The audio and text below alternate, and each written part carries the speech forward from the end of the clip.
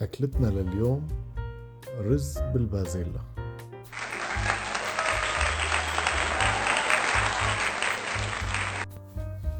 3 كاسات بازيلا وخضار، 400 غرام لحمة، 3 كاسات رز طويل مغسول، ربع كاسة زيت، لوز حسب الرغبة، عندي هون بودرة ماجي أو مكعب، ملح وفلفل أسود طبعا، وعنا هون زبدة.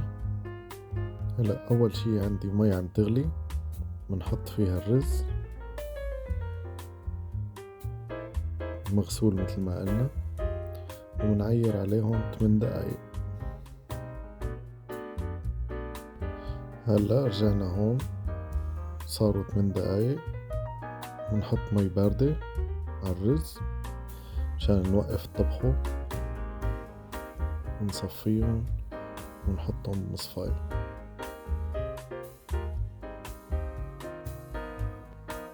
هلا بنخلي الرز على جنب، ونحط الزيت، ونحط فوقهم اللحمة،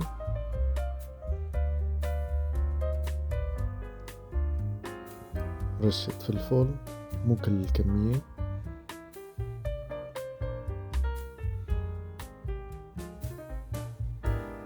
شايفين كيف صارت.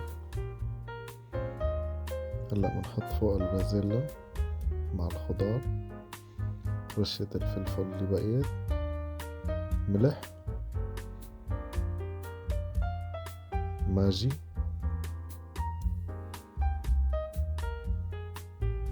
بنحركهم. لازم تطلع عندي هاي المي، هي اللي بتعطي طعم للطبخة. هلا لبين ما تصير عنا هون زبدة، نحط فيها اللوز لنقليه، طبعا مثل ما قلنا اختياري.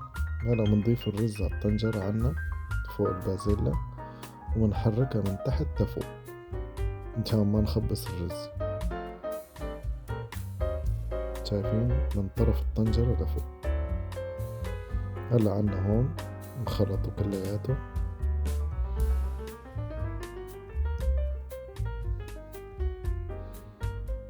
هون ننسى اللوزات مشان ما يسودوا ويحترقوا.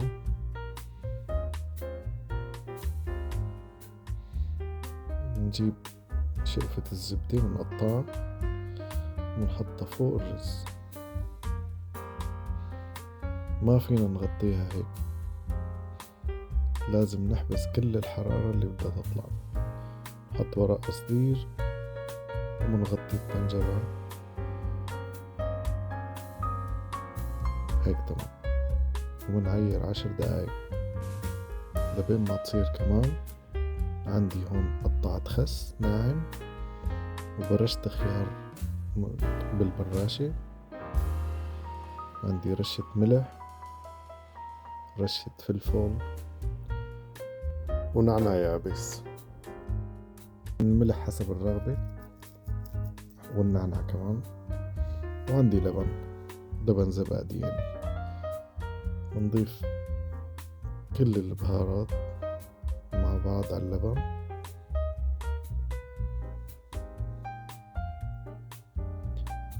طبعا فيكن تضيفوا توم، بس أنا لأنه عندي شغل ما حبيت حط توم مشان نرحم البني آدمين.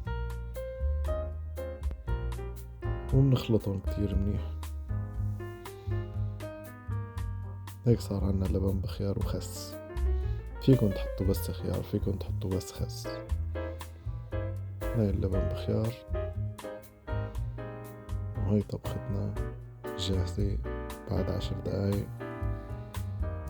صحتين وهنا، واتمنى تكون عجبتكم الطبخة.